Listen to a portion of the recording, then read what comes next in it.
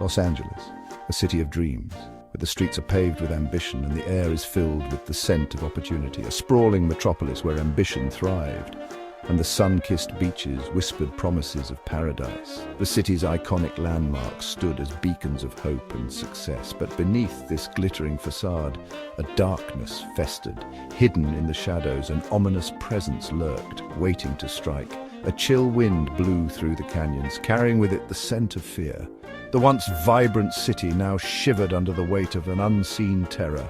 The City of Angels had become the hunting ground for a predator, a shadowy figure who thrived on the fear he instilled in the hearts of the innocent.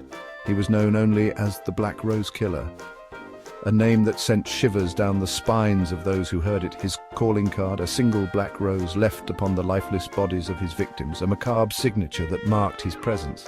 Young, beautiful, all with ties to the city's vibrant Russian community, they were the lifeblood of the city, now turned into symbols of its darkest fears. Each murder, a gruesome spectacle, a macabre masterpiece designed to instill terror.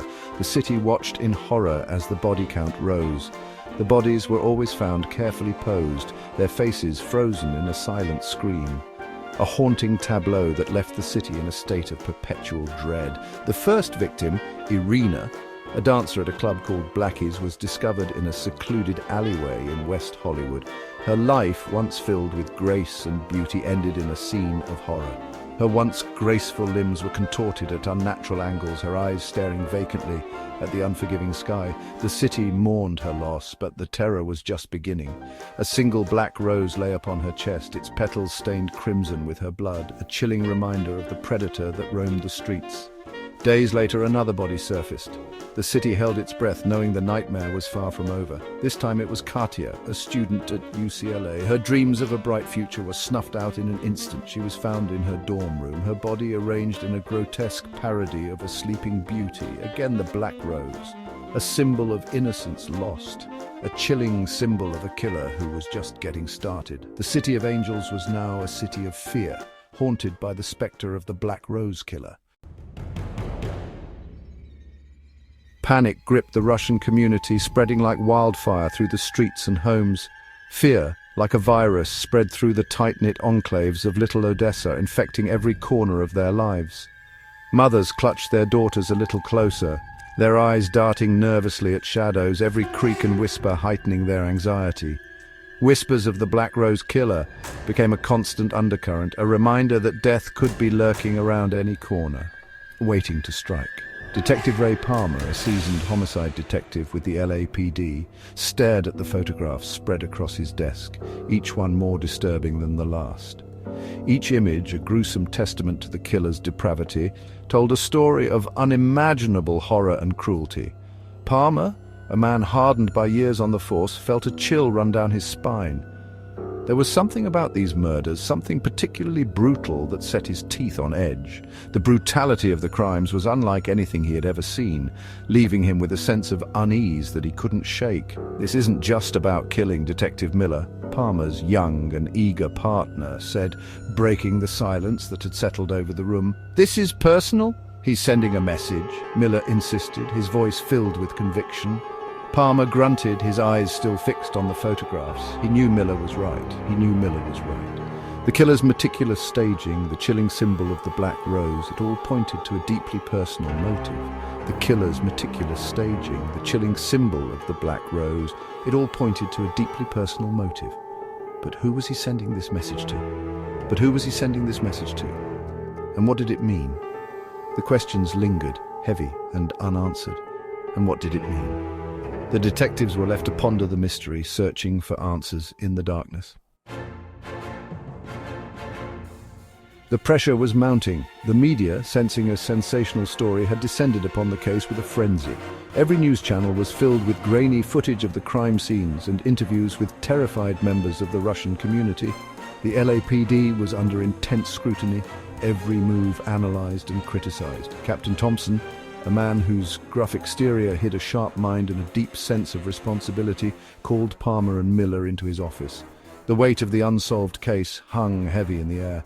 "We need to catch this guy, Palmer," Thompson growled, his voice laced with urgency. "The city's on edge. The community's terrified. We need results."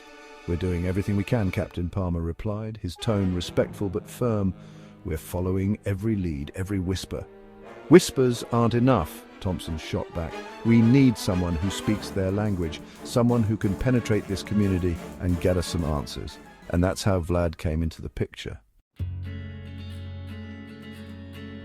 Vladimir Vlad Kozlov, a young officer on loan from the Moscow police, was a study in contrasts. With his sharp cheekbones, piercing blue eyes, and a physique honed from years of martial arts training, he exuded an air of quiet confidence. But beneath the stoic exterior lay a sharp mind and an even sharper wit. Vlad had been brought in as a last resort, a desperate attempt to bridge the cultural divide that seemed to be hindering the investigation.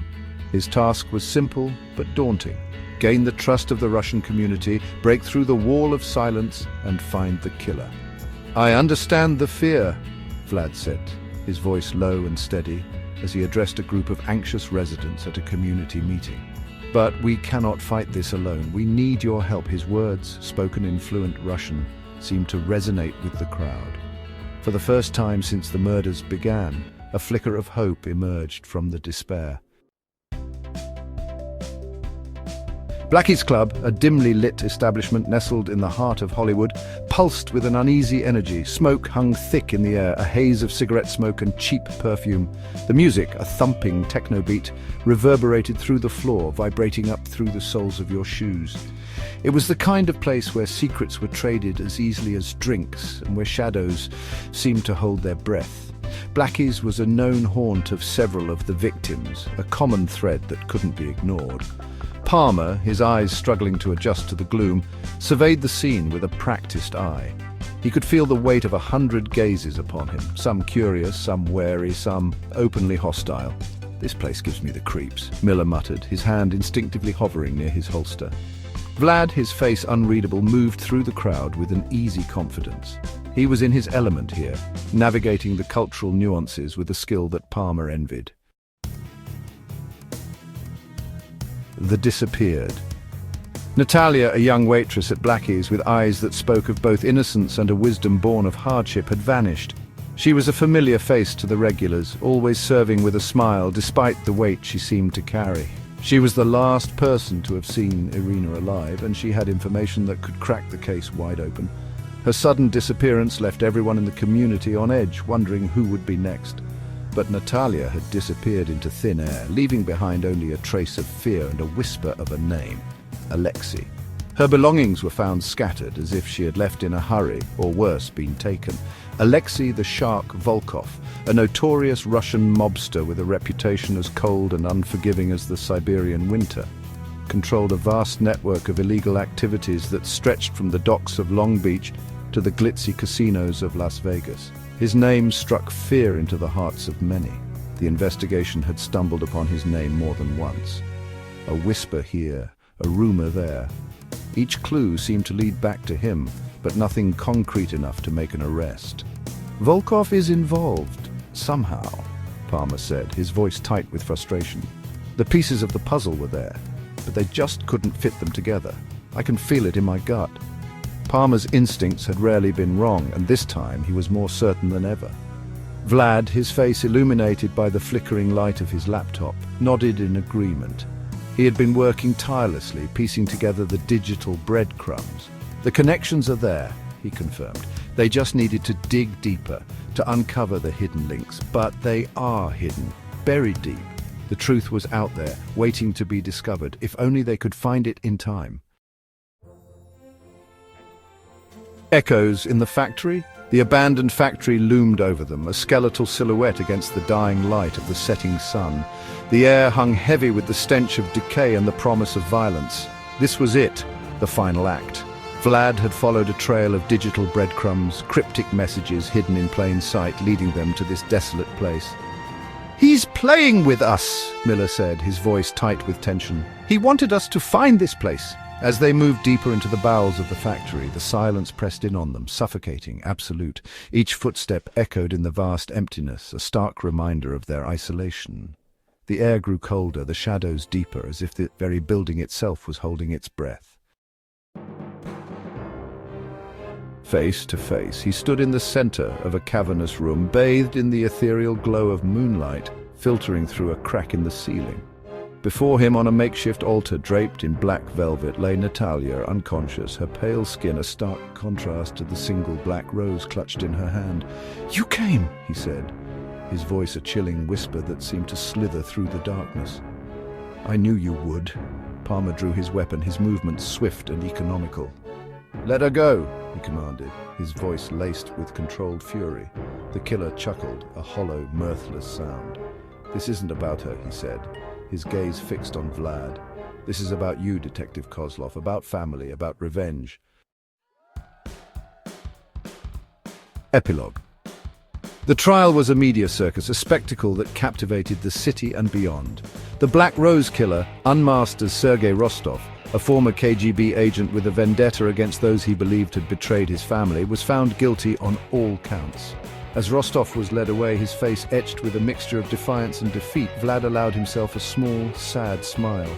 He had faced his demons, confronted the ghosts of his past, but the scars, both visible and invisible, remained. The Black Rose killer was no more.